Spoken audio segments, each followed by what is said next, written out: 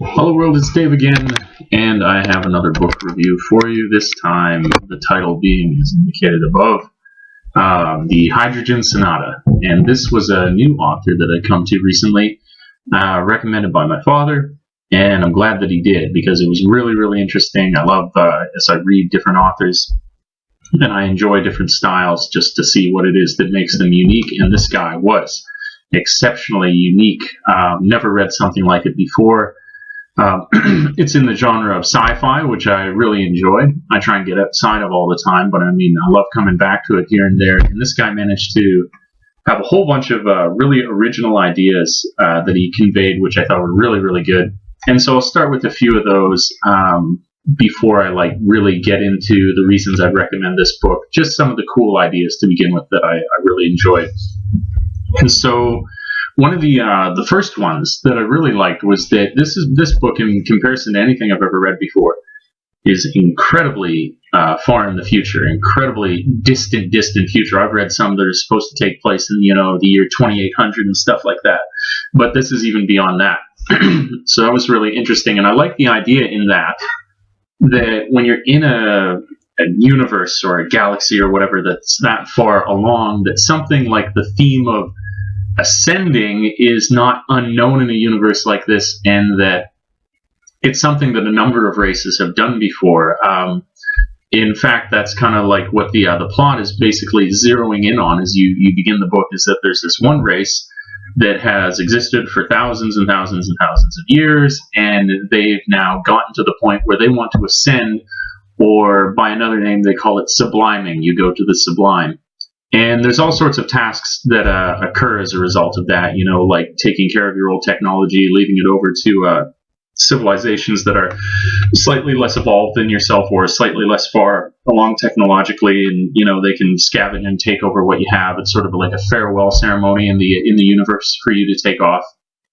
But something I really enjoyed, make sure I don't go on a tangent here, was that when a race progresses this far, that it really ceases to have a particular look to it, because genetic manipulation goes so far, and you can control your biology, that you could look like anything, and it's really just suited to whatever it is that you want to do. Procreation is still necessary, but that can be done in 100 different ways.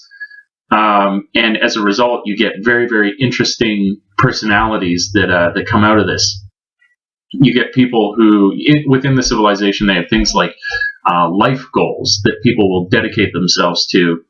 For example, one of the main characters, Cassant, I think her name is, she plays this ridiculously difficult instrument, the Underkunststrung or something like that. And it's actually what the name of the book is named after. The piece that she's learning, which is her life goal, is incredibly difficult, takes a whole lifetime to learn, is the Hydrogen Sonata.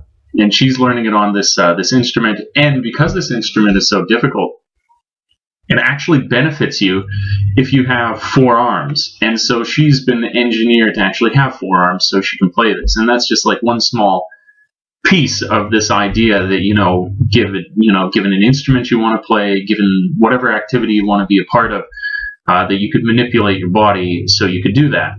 And I thought that was really interesting. And another idea that I thought was conveyed really well, this is not entirely original, but the way in which he dealt with the subject material was. So it's the idea that you have a ship, a spaceship, and that you would put a mind into the spaceship. That's not entirely original for me. I've read that before. But what was original was the fact that he conveyed very carefully the idea that when these ships would communicate with each other, that they were doing so at light speed. And where I've never had that so singularly pulled out before, this idea that because they're so intelligent, because they have the processing power that they do, they might be able to have a conversation that we would have in something that would span, like an hour for us. They're able to do in a matter of seconds because they can communicate at that speed. And I thought that was really interesting, really gave you a sense of just how intelligent the sort of processing capacity that one of these ships might have. Also, like I say, this idea that you can put your mind wherever you want. You can manipulate your body, or you can put your intelligence into anything. One of the main characters of the book has, and I don't know if I call it an obsession, but a major interest in sound. And for a large period of time, he's lived like a whole lifetime on this planet where there's these huge seafaring or sea creatures, and he's lived as one of them with his mind inside that. And this Cussant character with the 4 arms, she meets him at one point in her life where he's come out of this creature and then back into a humanoid body, and he's kind of altered after the experience, where he's so used to communicating in like sonar and all these, like whales would. He's kind of distant when he first comes out of it, but he's still himself. So those were some really, really cool ideas. I enjoyed that a great deal about the book. And then to move into, I guess I'll go right into plot. Like I was saying, this race is about to sublime, and what you find out is that this particular race has a holy book, and this holy book kind of has outlined why they should sublime. And theirs is unique, that a lot of, the author seems to be making fun of in this universe that every single race ever to come along has always had a holy book, and that this isn't uncommon at all, and it's just a natural part of sentience to want to make yourself a little more special, because that's what a holy book can do. It makes you feel singular and like a singular connection with the universe where you are unique. It allows you to be unique in a universe where you might not feel that way. Except the catch is that their holy book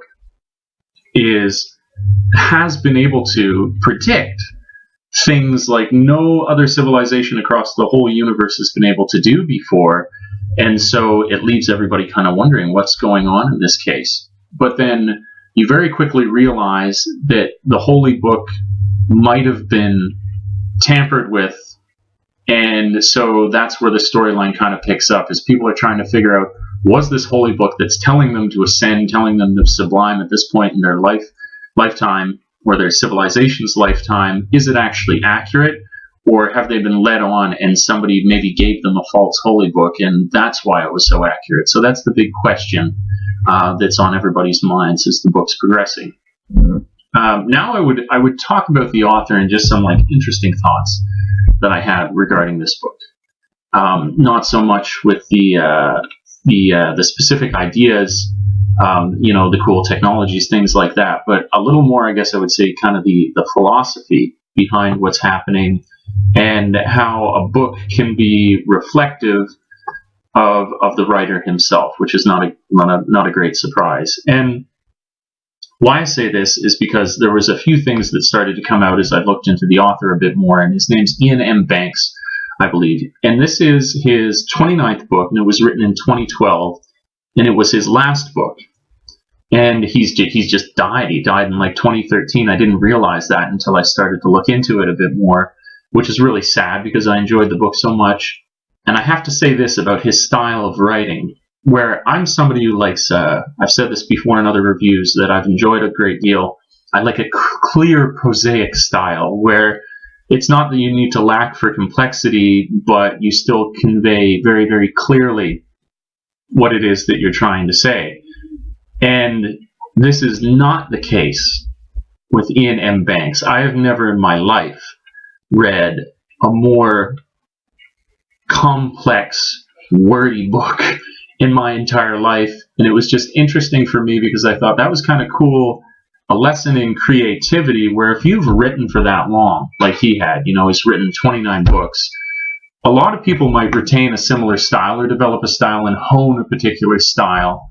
And without having read his books, I can't comment at length about this, but I thought it was almost like a statement of, I've written 29 books, and so when I write this book, I want to do so, and I don't give a damn if this book is not for beginners, let's put it that way. He's popular enough, he's written enough books that he's not trying to make this book accessible in any way whatsoever. And this can be highlighted easily by the fact that I looked through the book, and there were a couple sections that I pulled out on my e-reader where he had sentences over 10 lines with vocabulary in them that every third word you would have to look up.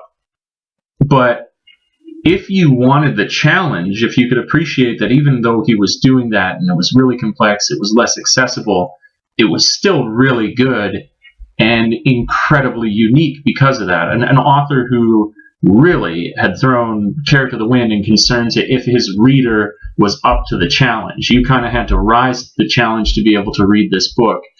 And I thought that was really interesting. And when I got past going, oh man, this is really tough, and I kind of embraced how difficult it was for myself to read. I can't speak for everybody. Maybe somebody is able to read this and think it's just a walk in the park. I didn't feel that way. And I read, I read a little bit, so pretty confident in saying it's one of the most complex books I've ever laid my eyes on.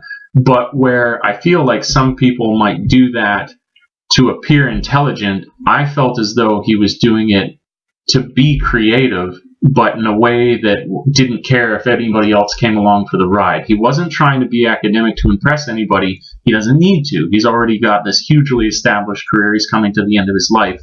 But he wanted to make something incredibly challenging, and I thought that was creatively really, really, really interesting. If you've got the mind and the patience to get through the book, it's really rewarding. And where I might pick up a half dozen words out of a book when I read it, this one I could have picked up like 60 new words that I'd never seen before, and that was really cool. Now to talk about, beyond the complexity, to talk about where somebody is in their life, and you can kind of feel what that person might think. It's not surprising, again, that when somebody's philosophy comes out in a book, you can kind of see how they think about the universe. And I had to wonder, as I read this book, as Iain M. Banks approached the end of his life, if he had a sort of bleak view on things. Because there were a few times, here's the example, I'll try and make it pretty concise.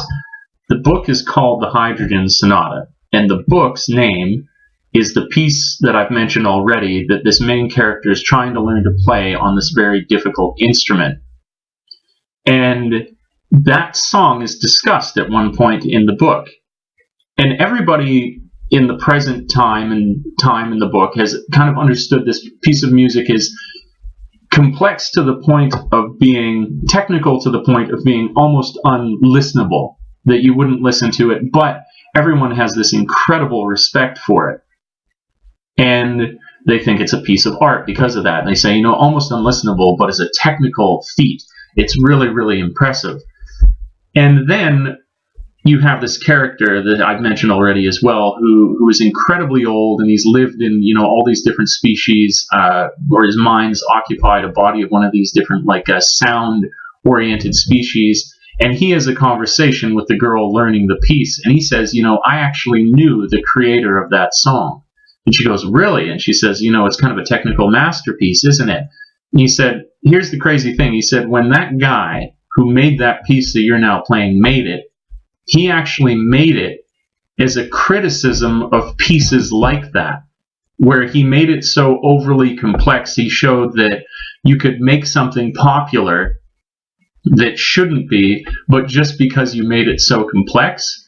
And then I thought this was an interesting kind of play on the book itself, because like I've mentioned, with the amount of complexity to it, it's almost like he was making fun of his own book, where he was saying, I might praise the book saying it's a great technical creative accomplishment, but for all I know, he might have written the Hydrogen Sonata as a sort of criticism of books like that at the end of his life, where people make them overly complex, overly stuffed with philosophy, and they're not that good as a result. So I couldn't tell. It seemed like he was almost making fun of his own writing at some points. That's one way to look at it.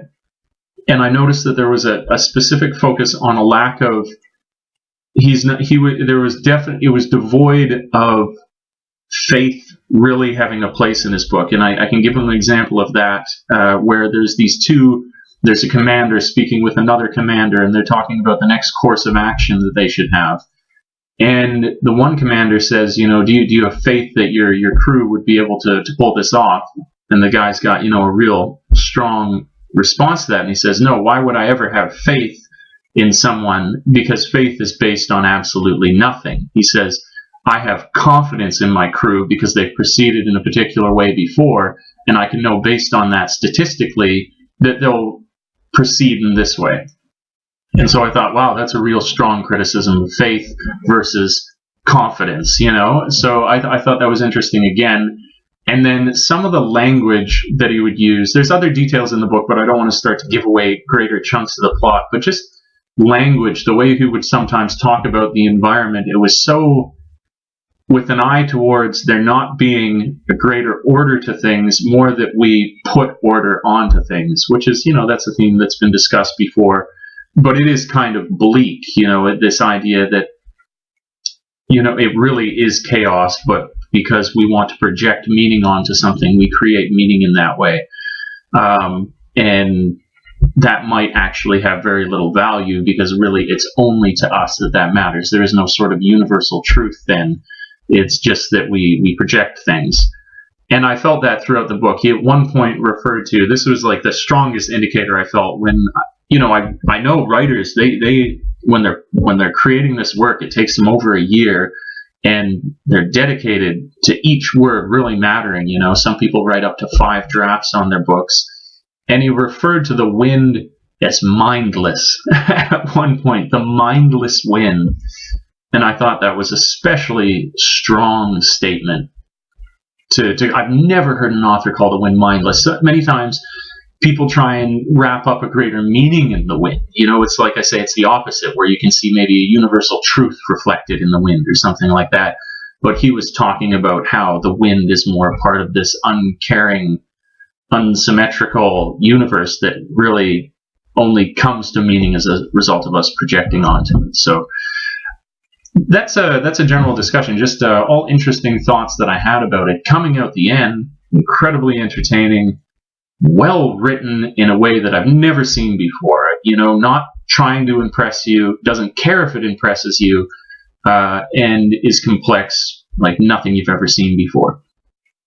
So yeah, that's my review for it. I'd strongly recommend it, but I'd strongly recommend it to someone who's willing to take the plunge and has patience, because if this were your first sci-fi book, it would be everything that if you'd been hesitant to read that genre before, that you would hate, where there'd just be far too much complexity, far too many new terms, the themes would be too thick, it would just be an absolute overload. But if you are somebody who's really into sci-fi already, or maybe just into a book being very unforgiving to the reader, being inaccessible, but that's okay, you're up to the challenge, then you should.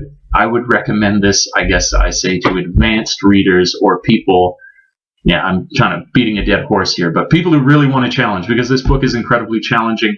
A simple example I could make is that I usually read kind of like the average Joe. I read about 30 pages an hour. If it's a much easier book, then I might fly through it a little sooner.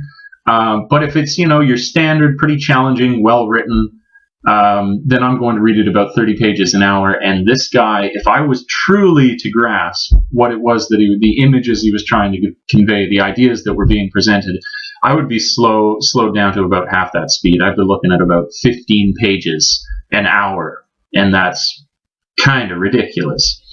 But great, really good. I recommend it strongly. I think people really enjoy it if it's, for the reasons that you come to it that I already suggested. And now I'm on to the third book in the Oryx and Crake Mad Adam trilogy of Margaret Atwood, the great, prolific Canadian author. Exceptional. I've loved that whole series, and I'll have the new review coming up for that as well. I've really enjoyed reading her books. I've only read this series of hers, so again, I can't talk at length about her body of work, but it's really good stuff, and that'll be coming up next. I hope you enjoyed the video. If you do, there'll be more reviews and stuff like this to come, general discussions of reading, blah, blah, blah. And like, subscribe, share. I really appreciate you checking out the channel. And like I like to say, until we meet again next time, world, thanks for tripping with Dave. Ciao for now. Peace.